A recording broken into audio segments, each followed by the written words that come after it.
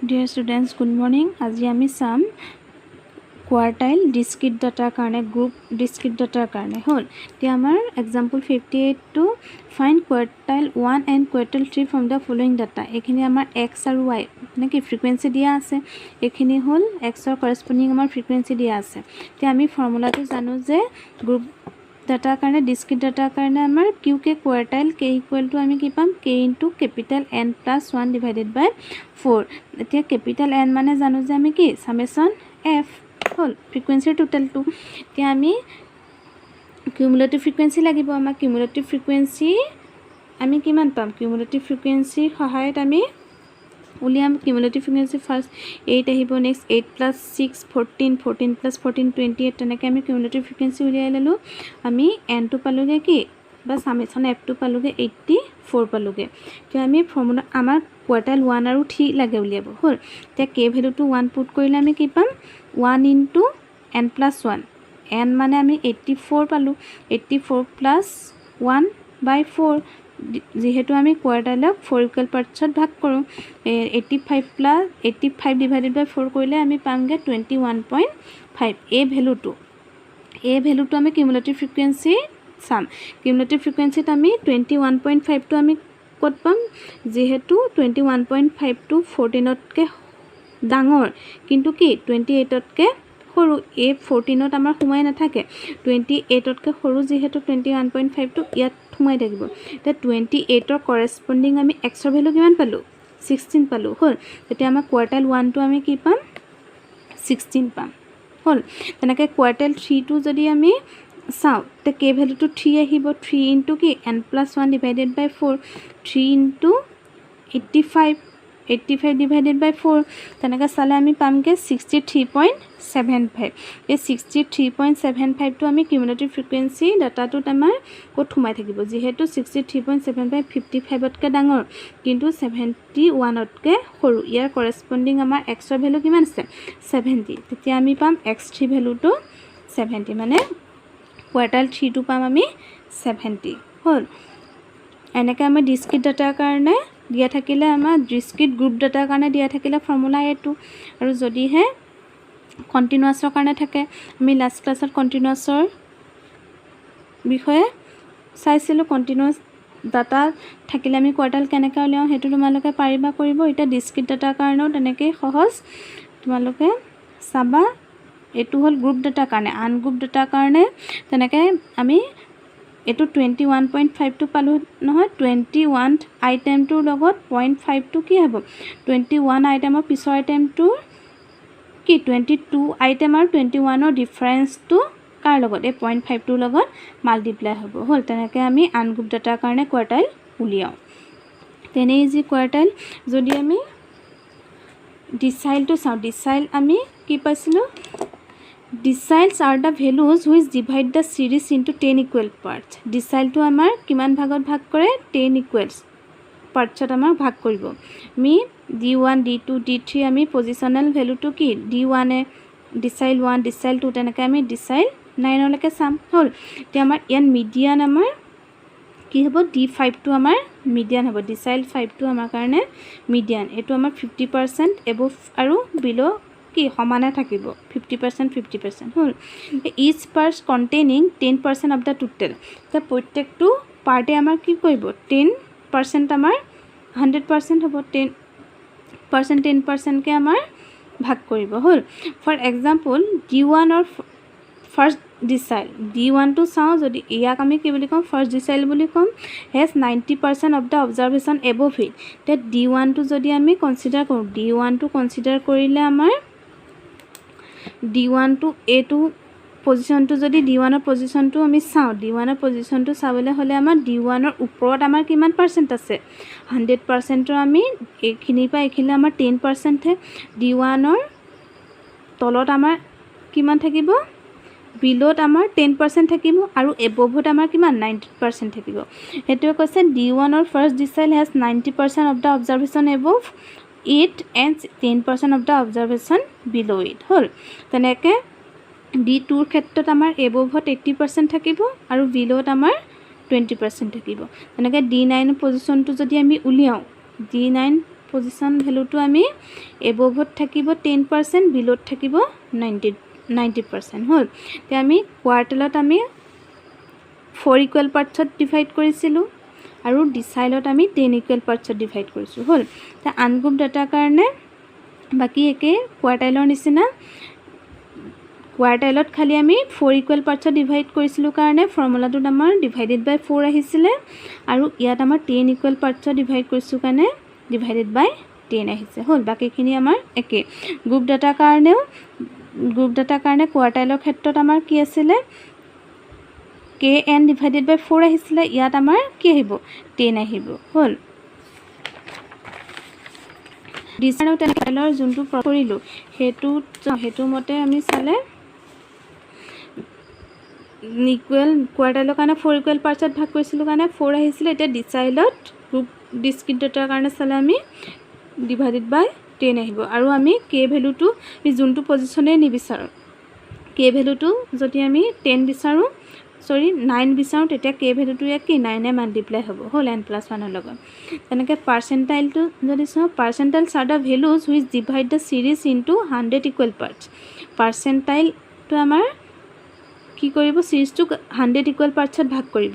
There are 99 percentiles হল। আমাৰ percentiles আমাৰ কিমান থাকিব 99 থাকিব। এতিয়া ডিচাইলৰ ক্ষেত্ৰত আমাৰ ডিচাইল আমাৰ 10 ইকুৱেল পাৰ্টছত ভাগ কৰিম কিন্তু ডিচাইল আমাৰ D9 লৈকে থাকিব হল। আকৌ কোৱাৰ্টাইলত তেনেকৈ আমাৰ কোৱাৰ্টাইল 4টা ভাগত সমানে ভাগ কৰিম 1 2 3 4 কিন্তু কোৱাৰ্টাইল আমাৰ থাকিব কি 3টা হল। তেনেকৈ পাৰ্চেণ্টাইলৰ কাৰণে আমাৰ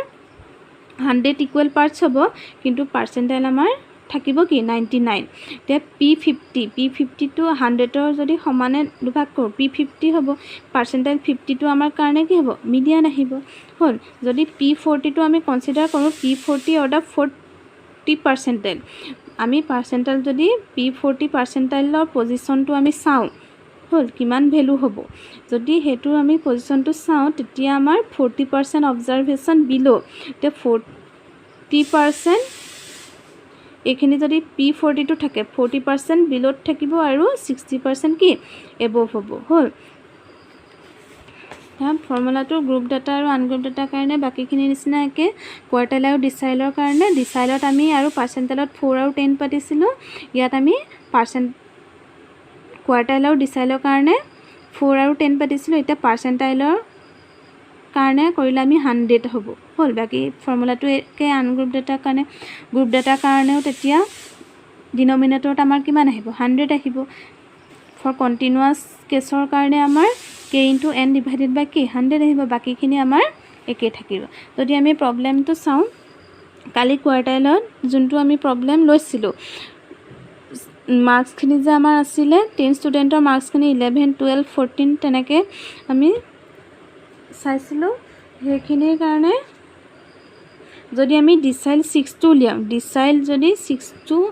চাওঁ তেতিয়া আমাৰ আনগ্ৰুপ ডাটাত হ'ব। আনগ্ৰুপ ডাটাৰ কাৰণে আমাৰ ফৰ্মুলাটো আমাৰ কি আহিব k * n+1 ডিভাইডেড বাই 10। যেহেতু আমাৰ এটো ডিচাইল উলিয়াম ডিচাইলত 10 ইকুৱেল পাৰ্টছ থাকিব তে এটো k হলে k goes from 1 2 up to কি হলৈকে যাব 9 লৈকে যাব হল। তে আমাক লাগে ডিচাইল 6টো k ভ্যালুটো 6 আহিব। n মানে আমি পাইছিলোঁ স্মল n আমাৰ কিমান আছিলে 10 আছিলে 10 + 1 হল ডিভাইডেড বাই 10 মানে 66 ডিভাইডেড বাই কি 10 6.6 আইটেমটো হ'ব হল। 6 আইটেমটো যদি চাম এতিয়া 6 আইটেমটো থাকিব 6 আইটেমটো লগত 0.6টো আমি কাৰ লগত কম্পেয়াৰ কৰিম 7 আইটেম আৰু 6 আইটেমৰ ডিফাৰেন্সটোৰ লগত আমি 0.6টো আমি মাল্টিপ্লাই কৰিম হল। এতিয়া 7 আইটেম মাইনাছ 6 আইটেম ডিফাৰেন্সটো আমি কিমান পাম 6 আইটেমৰ আমাৰ ভ্যালুটো আছিলে 26 আছিলে 0.6টো মাল্টিপ্লাই হ'ব 7 আইটেমৰ ভ্যালুটো থাকিব 30 মাইনাছ 26 হল। তেতিয়া আমাৰ এটো 4 পাম 4 * 0.6 26 প্লাস 2.4 হলে 28 28.4 হ'ব হ'ল তে আমি ডিসাইল 6 টো আমি কিমান পালো 28.4 পালো তেনেকে ডিসাইল 9 টো কাৰণে উলিয়াব পাৰো হ'ল 9 টো কাৰণে উলিয়ালে এখিনিত আমাৰ 9 * 10 + 1 divided by 10 হ'ল 99/10 9.9 তে আমাৰ 9th আইটেম প্লাস কি হ'ব 9th আইটেম টো আহিব plus 10th item minus 9 item হ'ল ডিফাৰেন্স টো লগত আমাৰ 0.9 টো আমাৰ মাল্টিপ্লাই হৈ যেটো আমি ভ্যালু পাম হেতু আমি ডিসাইলৰ কাৰণে আমি তেনেকে উলিয়াব পাৰিম আনগ্ৰুপ ডাটাৰ কাৰণে এটা এক্সাম্পলতে যদি আমি পাৰ্চেন্টাইল টো চাও আনগ্ৰুপ ডাটাৰ কাৰণে পাৰ্চেন্টাইল যদি চাও পাৰ্চেন্টাইলৰ কাৰণে তেতিয়া আমি কি পাম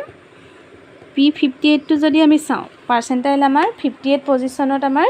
কি আছে আমি হেতু চাম হ'ল তেতিয়া 58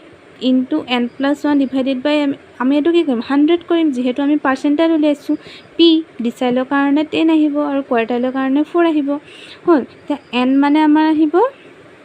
58 into 10 plus 1 divided by 100 হ'ল এটো আমি কৰিলে পামগে 6.38 হ'ল 6.38 মানে 6 item 2 6 item 2 plus 0.38 to 7 item আৰু 6 আইটেমৰ ডিফাৰেন্স টো বাকিখিনি একে বা কোৱাৰ্টাইল আৰু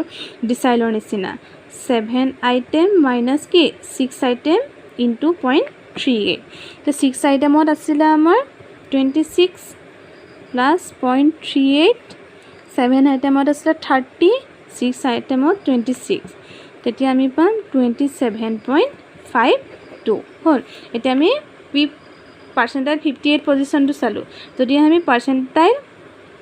97 পজিশন টো চাও হ'ল তেতিয়া আমাৰ a ভ্যালুটো আমাৰ কি হৈ যাব 97 into 11 divided by কি 100 হ'ল জিটোৱে বিচাৰো আমি জিটো পজিশনে আমি বিচাৰো কেনে পাৰ্টিশন ভ্যালুজ বা আমি পাৰ্ট কৰি চাব পাৰো হ'ল তে কোনটো পজিশন আমাৰ কিমান ভ্যালু হ'ব হ'ল তে কিমান ভ্যালুজ পাম এতিয়া p50 এতিয়া পজিশন ভ্যালুটো p58 ত আমাৰ কিমানলৈকে থাকিব 5% লৈকে 27.52 হ'ব হ'ল ভ্যালুটো তেনেকে আমি ডিসাইল আৰু পাৰ্চেন্টাইল আৰু কোৱাৰ্টাইলৰ আনগ্ৰুপ ডাটাৰ কাৰণে আমি চালো নাকে কালি এক্সাম্পলটো যদি আমি কন্টিনিউয়াস ডাটাৰ কাৰণে এক্সাম্পল যেটো লৈছিলো হেতু আমাৰ কি আছিল ক্লাস 5 to 10 10 to 15 হেতু যে আমাৰ আছিল 35 to 40 আৰু ফ্ৰিকুৱেন্সি আছিল 10 15 তেনেকে আপ টু 5 লৈকে আছিল তে আমি কোৱাৰ্টাইল 1 উলিয়াইছিল এটো কন্টিনিউয়াস ডাটাত আছে যেহেতু আমাৰ কি ক্লাস ইন্টাৰভেল আছে হ'ল তে কোৱাৰ্টাইল 1 টো উলিয়ালো তে আমি যদি এই ডাটাটোতে এই এক্সাম্পলটোতে যদি আমি ডিসাইল 4 টো চাও আৰু পাৰ্চেন্টাইল 50 টো চাও হ'ল ডিসাইল 4 টো চালে আমি কি পাম ফৰ্মুলাটো আমাৰ কি পাম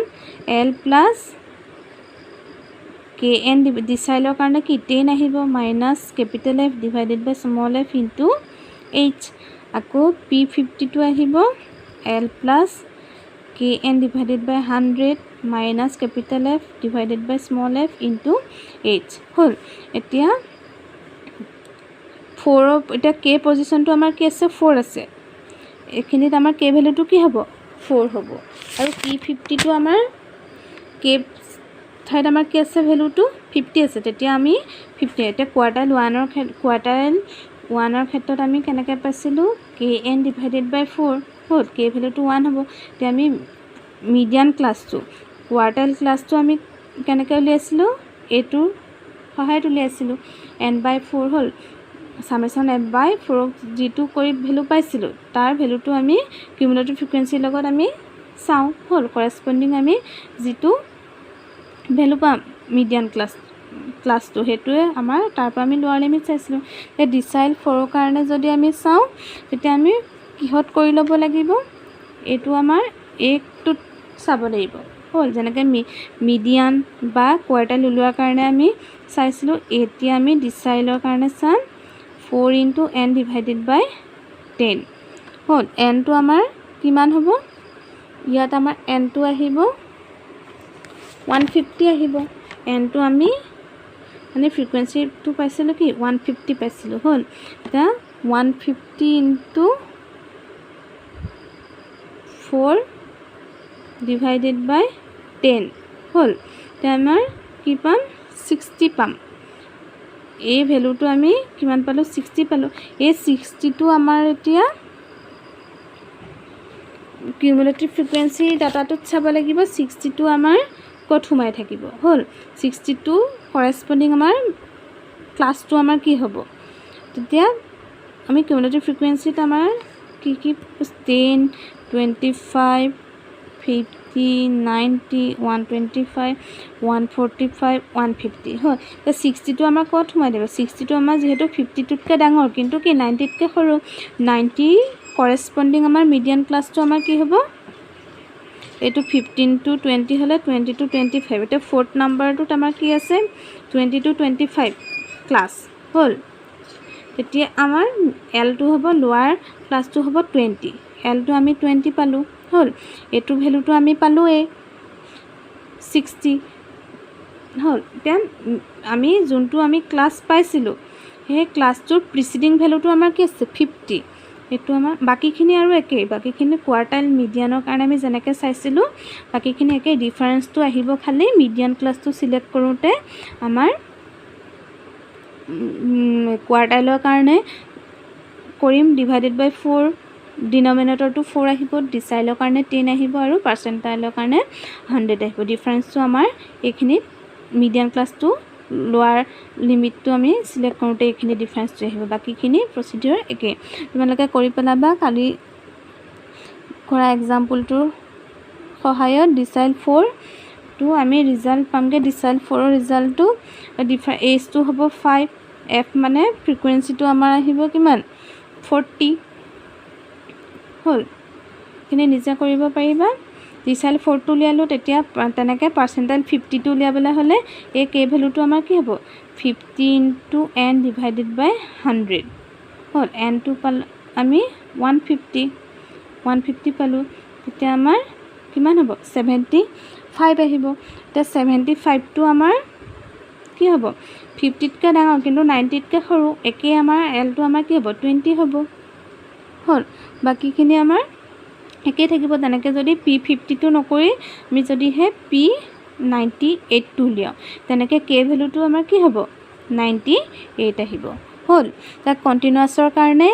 কোৱাৰ্টাইল ডিসাইল আৰু পাৰ্চেন্টাইল উলিয়াবলৈ দিলে কন্টিনিউয়াছ ডাটাৰ কাৰণে আমি এনেকৈ উলিয়াম